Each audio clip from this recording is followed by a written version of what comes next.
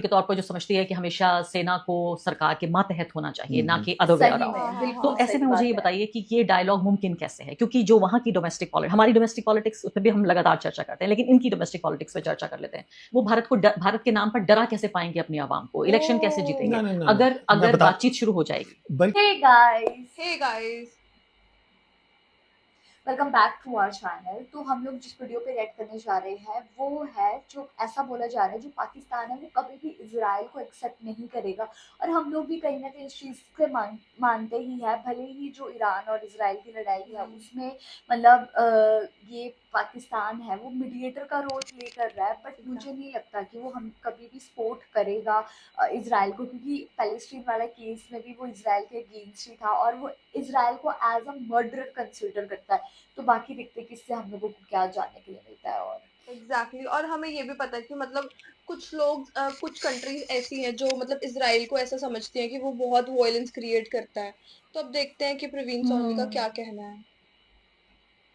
वही सोफी, आप भी देखिए हम भी देखते हैं। Let's start. क्या पाकिस्तान इजराइल को रिकॉग्नाइज कर सकता है? नहीं देखिए, जो अब्राहम अकॉर्ड है पाकिस्तान का क्या रिस्पांस आया उसके ऊपर? हम नहीं करेंगे। नहीं, उन्होंने कहा कि हम तो इसको तभी कंसिडर करेंगे अगर स्टेट ऑफ पैलेस्टाइन पहले करो, और उन्होंने ये कहा कि जहां तक नेतन्याहू है ही इज अ टेररिस्ट।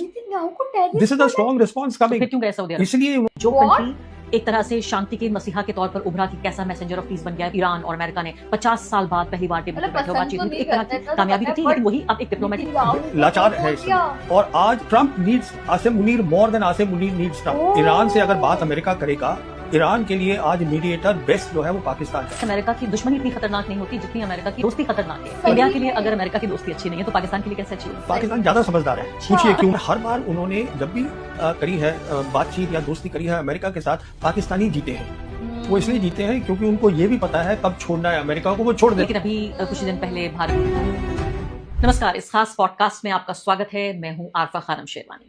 गोदी दरबारी मीडिया जो खबरें आपसे छिपाता रहता है और लगातार ड्रम बजाता है कि भारत विश्व गुरु बन चुका है, उसके नीचे, उस कारपेट के नीचे जो खबरें छिपी हुई हैं, दबी हुई हैं, उन खबरों को बताने के लिए मैं आपके सामने यहाँ पर पेश हो रही हूँ। और खासकर ऐसे वक्त में जबकि दुनिया लगातार बहुत तेजी से बदल रही है, उस बदलती दुनिया में हमारी यानी भारत की क्या जगह होगी, उस ड्रम की आवाज में, उस शोर में जो खबरें दब रही हैं, उनको बताना मैं अपनी जिम्मेदारी समझती हूँ। तो सबसे पहले कई बार हमने इस बात पर चर्चा की है कि पाकिस्तान की जो डिप्लोमेटिक सक्सेस या उनकी जो राजनयिक एक तरह से कामयाबी और जीत के एक छोटा देश, एक बड़े प्लेयर, बड़े खिलाड़ी के तौर पर उभर रहा है, इस पर हमने जरूर चर्चा की। लेकिन फिलहाल मुझे लगता है कि एक तरह का राजनयिक या डिप्लोमेटिक क्राइसिस से पाकिस्तान गुजर रहा है, और इस पूरे पीस प्रोसेस के दौरान इसको किस तरह से देखा जाए। मेरे साथ खास मेहमान, जाने माने मेहमान प्रवीण साहनी जी इस वक्त मौजूद हैं, फोर्स मैगजीन के एडिटर हैं। प्रवीण जी, मैंने दर्शकों से वादा किया था कि हम हर कुछ हफ्ते बाद आपके पास आएंगे और आपसे उन जो नाजुक और क्रूशियल सवाल हैं उनके जवाब लेंगे, क्योंकि बहुत कम लोग ऐसे हैं, पहली बात तो जिनको समझ हो, दूसरी बात जिनके पास कहने की हिम्मत हो, और तीसरी वो शब्दावली, वो वोकैबुलरी भी हो।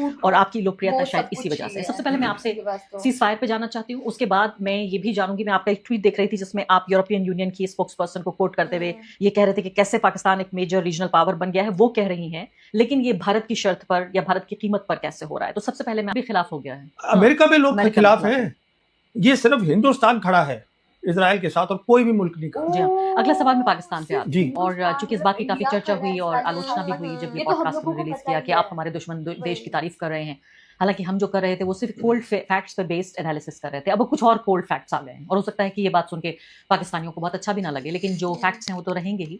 अभी की बात है ये 2 दिन पहले की, जब आसिम मुनीर और साथ ही उनके प्राइम मिनिस्टर शहबाज शरीफ दोनों सऊदी अरब गए। इसके अलावा उनके डेप्यूटी प्राइम मिनिस्टर को फौरन तलब किया गया अमेरिका जाने के लिए, वहां वो गए। ये सब कुछ एक डिप्लोमेटिक क्राइसिस के तौर पर उभर रहा है, क्योंकि सीज फायर की इस पूरी कड़ी में अब्राहम अकॉर्ड्स पर सिग्नेचर चाहता है अमेरिका, पाकिस्तान से भी, दूसरे मुल्कों से भी जाता है, सऊदी अरब भी करे, बाकी लोग भी करें, जो कि पूरी तरीके से एंटी ईरान है अब्राहम अकॉर्ड्स। मैं इस पर भी आऊंगी कि उसका क्या रेलेवेंस है। लेकिन क्या आप इस डिप्लोमेटिक क्राइसिस को देख रहे हैं कि जो कंट्री एक तरह से शांति के मसीहा के तौर पर उभरा कि कैसा मैसेंजर ऑफ पीस बन गया है, पूरी दुनिया की सबसे बड़े नेता आकर टेबल पर बैठ के बातचीत कर रहे हैं, ईरान और अमेरिका ने 50 साल बाद पहली बार टेबल पर बैठे और बातचीत हुई, तो एक तरह की कामयाबी तो थी, लेकिन वही अब एक डिप्लोमेटिक क्राइसिस में बदल गई है।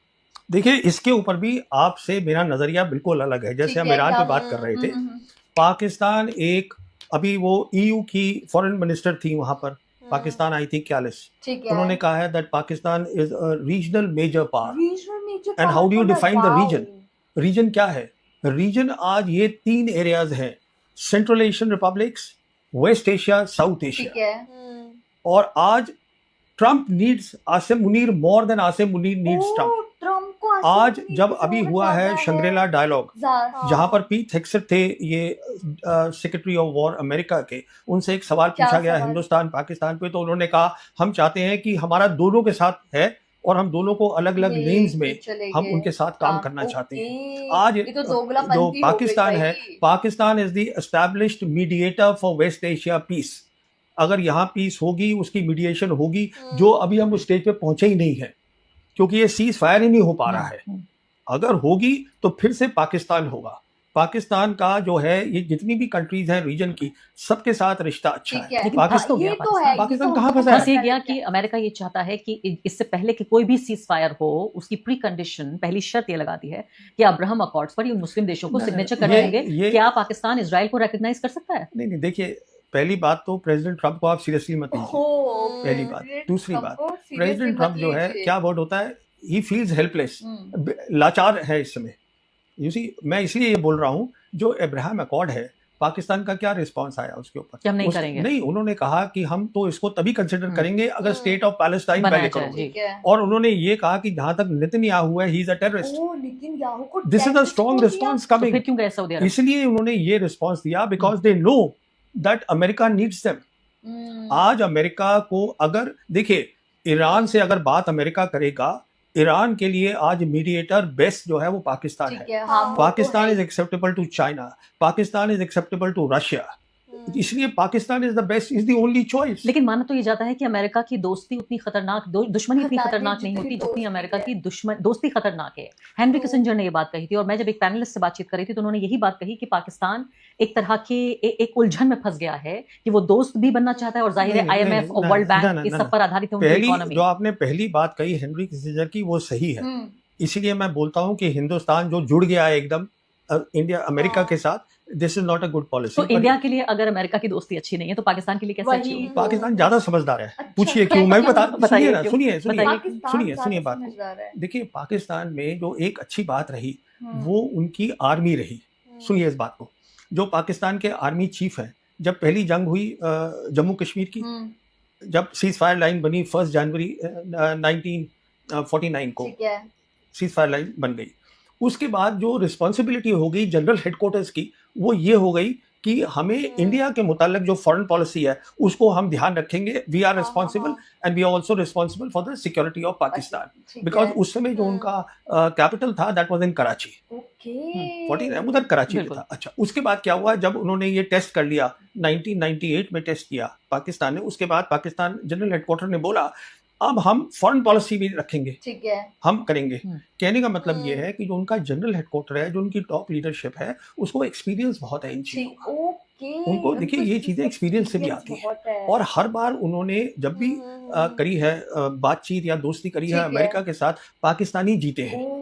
वो इसलिए जीते हैं क्योंकि उनको ये भी पता है कब छोड़ना है अमेरिका को, वो छोड़ देते हैं। लेकिन इसके पीछे तो मुझे लगता है सानी साहब यही है कि उनकी जो ज्योग्राफिकल लोकेशन है वो इस तरह से है कि वो बार्गेन कर सकते हैं, वो चाहे तो ब्लैकमेल भी कर सकते हैं। वो तो हमारी बॉर्डर्स, हमारा बॉर्डर तो ईरान से नहीं मिलता। ना, हमारी बहुत अच्छी लोकेशन है। देखिए, आज से जब मोदी सरकार आई थी, उस समय ये बात होती थी कि जो तीनों बड़ी ताकतें हैं, मल्टीपोलर वर्ल्ड बन गई थी तकरीबन, लोग मानते हैं 2017 में। उस समय मोदी सरकार थी यहाँ। उस समय सारा फोकस जो था वो इंडो पैसिफिक के ऊपर था, यूरेशिया पे नहीं था।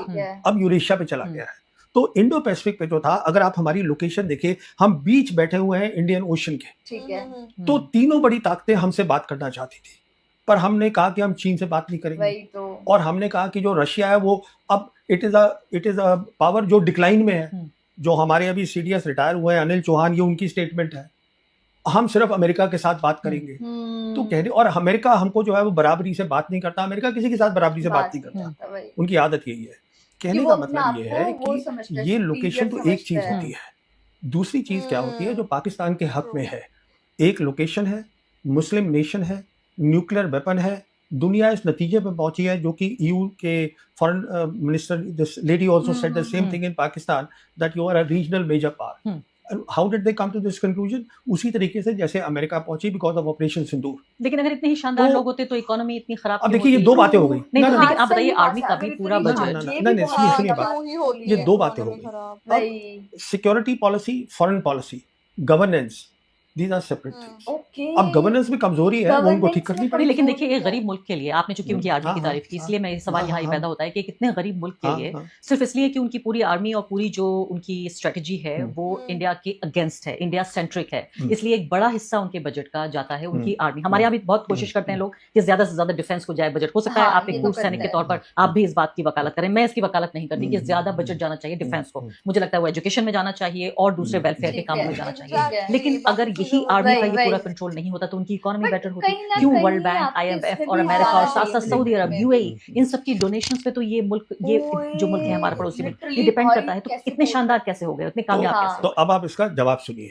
सुनाइए सुनाइए। जवाब इसका ये है, ये दोनों चीजें अहम होती हैं, देश की अच्छा। तरक्की, डेवलपमेंट, और आपकी सॉवरेन इंटीग्रिटी, कि बिल्कुल। आपके बॉर्डर सिक्योर है, वही कलेक्टिव सिक्योरिटी। उसका मतलब ये होता है, मिसाल के तौर पर हमारे जो है प्रॉब्लम है, पाकिस्तान को और हिंदुस्तान को लाइन ऑफ कंट्रोल है, तो उसके लिए हमें क्या करना है, बातचीत करनी है। सही में ये देखना है कि किस तरीके से हम उसको, जो हमारा डिफेंस है उसको हम सिक्योरिटी में कन्वर्ट करें। हाँ वो उसको एक अलग ठीक कॉन्सेप्ट है करके जिससे कि ज्यादा पैसा जो है वो डेवलपमेंट सही। में लगाया जा सके। मिसाल के तौर पर ये सलाह जो है, ये पाकिस्तान को, जब हमने 5 अगस्त 2019 को ये 370 और 35A हटाया जम्मू कश्मीर से, उसके बाद ये general Bajwa, Imran Khan prime minister, ये सब गए थे वहां पर चाइना। तो शी जिनपिंग ने खुद बताया था जनरल बाजवा को, जो जनरल बाजवा ने मुझे बताया था, जबकि उनकी 2022 में नेशनल सिक्योरिटी पॉलिसी इस्लामाबाद में उन्होंने करी थी, पब्लिक करी थी, तो मुझे भी वहां पे इनवाइट आया हुआ था। तो हाँ, मैंने उनसे खड़े खड़े ये बात करी थी, तो उनको ये बताया था शी जिनपिंग ने, जो उनकी मीटिंग हुई थी जनरल बाजवा की, आप ऐसा करिएगा, आप जो है कश्मीर इशू है, ठीक है पर आपका हाँ। बड़ा इशू होना चाहिए डेवलपमेंट, सही आप में। उस पर फोकस बिल्कुल। करिए। और उसको मिसाल दी उन्होंने कहा कि देखिए, हमने मकाऊ और हांगकांग के लिए 99 इयर्स और 104 साल जो है हमने वेट किया, ओके हमने डेवलपमेंट पे रखा ठीक है। फोकस। इसीलिए आज पाकिस्तान आपसे कह रहा है बार बार कि हमसे बात करिएगा। बात करिए वही। चाइना कह रहा है कि आप बात करिएगा, वो इसलिए नहीं कह रहा है क्योंकि वो आपसे डर गया है, फिर वो इसलिए कह रहा है बिकॉज इससे पूरे रीजन की तरक्की होगी। बिल्कुल। वही। तो इसको हम बोलते हैं कलेक्टिव सिक्योरिटी, जो समझनी है ये समझना क्या होगा चीज। कि जंग का नहीं, शांति का वक्त है। हाँ। लेकिन मैं चूंकि अब डोमेस्टिक पॉलिटिक्स अगर देखने की आप हाँ, कोशिश करें जी, पाकिस्तान की, तो उसमें साफ तौर पे यही हम्म, होता है कि भारत को डराकर, ज्यादा से ज्यादा भारत के नाम पर डराकर ज्यादा से ज्यादा फंड जो है वो शिफ्ट किया जाता है। मिलिट्री का पूरा टेक ओवर है, जो भी वहाँ गवर्नेंस का स्टाइल है, मैं तो उससे बिल्कुल सहमत नहीं हूँ। और एक ऐसे व्यक्ति के तौर पर जो समझती है कि हमेशा सेना को सरकार के मातहत होना चाहिए, ना कि अदर वे सही अराउंड। में, बिल्कुल तो ऐसे सही में मुझे बात ये है। बताइए कि ये डायलॉग मुमकिन कैसे है? क्योंकि जो वहाँ की डोमेस्टिक पॉलिटिक्स, हमारी डोमेस्टिक पॉलिटिक्स, उस पर भी हम लगातार चर्चा करते हैं, लेकिन इनकी डोमेस्टिक पॉलिटिक्स पे चर्चा कर लेते हैं। वो भारत के नाम पर डरा कैसे पाएंगे अपनी आवाम को? इलेक्शन कैसे जीतेंगे नहीं, अगर बातचीत शुरू हो जाएगी? बल्कि उनसे बात करना आसान है। अच्छा मैं समझाता हूँ कैसे आसान है। देखिए, इसमें ऐसा है कि आज जो है आर्मी चीफ जो है उनका, जो फील्ड मार्शल आसिम मुनीर है, एंड द जनरल हेडक्वार्टर्स, वो उनकी सिक्योरिटी पॉलिसी भी कंट्रोल करते हैं, फॉरेन पॉलिसी भी कंट्रोल करते हैं। और जो उनका आज NSA है, वो DG ISI भी है। ठीक है। लेफ्टिनेंट जनरल आसिम मलिक उनका NSA भी है और DG ISI भी है, दोनों रोल कर रहे हो। अच्छा, ये है आज जो है, अभी ये जो EU की जो आई थी the foreign minister of EU, उसकी रिपोर्ट आई है कि वो जनरल हेडक्वार्टर गई मिलने के लिए आसिम मुनीर से, because she also understands he is a important man, we need to meet him. ठीक So, है। and even President Trump, he talks about my favorite field marshal. After that, he says the prime minister. So, कहने का मतलब ये नहीं है कि Asim Munir is there. ठीक है। He is, I mean, he is the army chief. It is about the army chief. तो कहने का मतलब ये है, तो जब आप याद करिए ना 2008 के अंदर, जब जनरल मुशर्रफ ने कहा था, और हमारे यहाँ हमसे मनमोहन सिंह से बात हो रही थी, डॉक्टर मनमोहन सिंह के, तो उन्होंने कहा था कि मैं इतने घंटे के अंदर उसको सॉर्ट आउट कर देता हूँ कश्मीर को, and he give that 4-point plan also. और वो कर भी सकते थे, फिर वहाँ पे उनकी अपनी प्रॉब्लम्स हो गई, हमारे यहाँ भी कुछ क्योंकि प्रॉब्लम हो गई। सेंट्रलाइज्ड है वहाँ पावर, डेमोक्रेसी कम है। वो लॉयर्स की वो हो गई नहीं, वहाँ और फिर पे। ये भी है ना कि वहाँ कुछ लोग मिलकर सारा फैसला कर सकते देखिए, हैं। उनसे बातचीत करनी बहुत आसान है, अच्छा। क्योंकि उसमें ये नहीं है कि आपको उससे भी बात करनी है, उससे भी बात करनी है, इससे भी बात, आपको पता है किससे बात करनी है, पर हम बात करते नहीं है। आप इसको अच्छी चीज बता रहे हैं, मेरी नजर में ये बहुत अच्छी चीज नहीं है। हाँ। मैं जो सेंट्रलाइज्ड पावर है, मैं उसके खिलाफ नहीं, हूँ। नहीं, वो खैर, हमारा ओपिनियन में देखिए, difference हो सकता है। Last word let me say on this, see let me not comment, and I think nobody should. तो ये थी आज की वीडियो। अगर आप भारतीय मीडिया का रिएक्शन देखना और सुनना पसंद करते हैं ना, मतलब ये काफी ज्यादा मतलब फैक्चुअल चीज लगी। और मुझे सबसे बढ़िया चीज जो लगी वो उन्होंने लेडी ने बोला कि मतलब ये सब चीजों को छोड़ के उनको डेवलपमेंट पे ध्यान देना चाहिए, क्योंकि इकोनॉमी जो है हमारी वो गिरती जा रही है। तो मेन चीज जो है वो एजुकेशन पे, डेवलपमेंट पे, इंफ्रास्ट्रक्चर पे तो ऑलरेडी ये लोग बहुत वो कर रहे हैं। बट जो डेवलपमेंट है लाइक बहुत चीजों के रिगार्डिंग और एजुकेशन के रिगार्डिंग जो डेवलपमेंट है वो बहुत जरूरी है करनी। सीरियसली। और मतलब कि ना इसमें और भी काफ़ी चीज़ें बताई गई थी, मतलब कि इन्होंने ये बताया कि जो आसिफ हम्म। मुनीर है उनको ज़रूरत नहीं है अमेरिका की, अमेरिका को मतलब हाँ। ट्रम्प को ज़रूरत है आसिफ मुनीर की। ये बहुत ज़्यादा शॉकिंग था। फिर उसमें ये बोला कि जो अमेरिका की दुश्मनी है ना वो इतनी खौफनाक नहीं, इतनी डरावनी नहीं कि उसकी दोस्ती है, क्योंकि जो अमेरिका है वो बहुत ज़्यादा चालबाज देश है, ऐसा करके बोला गया। फिर इसमें ये बोला लेकिन पाकिस्तान को उससे डील करना आता है, क्योंकि जो पाकिस्तान है ना उसको पता है कि अमेरिका को कब बुलाओ और कब नहीं बुलाओ, ठीक है। और फिर उसके हाँ। बाद ये, और फिर ये भी इस चीज़ पे भी फोकस रखा कि पाकिस्तान का भले ही मतलब कि इकोनॉमी देख लो कम है, लेकिन उसकी जो मिलिट्री है वो बहुत स्ट्रांग है। उन्होंने बोला ऐसा क्यों है, तो ट्रू। उन्होंने बोला कि ये इसीलिए है क्योंकि जो तुम्हारी इकोनॉमी है वो गवर्नमेंट भी रोल प्ले करती है उसमें, इसीलिए जो गवर्नेंस है वो वहाँ की बहुत वीक है। बट अगर वहाँ की जो गवर्नमेंट है वो स्ट्रांग हो जाए तो वहाँ की इकोनॉमी में भी ऑब्वियसली बूस्ट आएगा। तो यार हम लोगों को काफ़ी चीज़ इससे वीडियो के थ्रू पता लगी। तो गाइज यही था हमारा रिएक्शन, आप लोगों को कैसा लगा कमेंट करके ज़रूर बताइएगा। अगर अच्छा लगे तो हमारी वीडियो को लाइक करिए, शेयर करिए, कमेंट करिए। और अगर इस चैनल पे नहीं तो सब्सक्राइब करिए। बाकी हम लोगों ने अपने इंस्टाग्राम हैंडल का लिंक डिस्क्रिप्शन में दिया, अगर फॉलो करना चाहते हो तो कर सकते हो। बाय। बाय।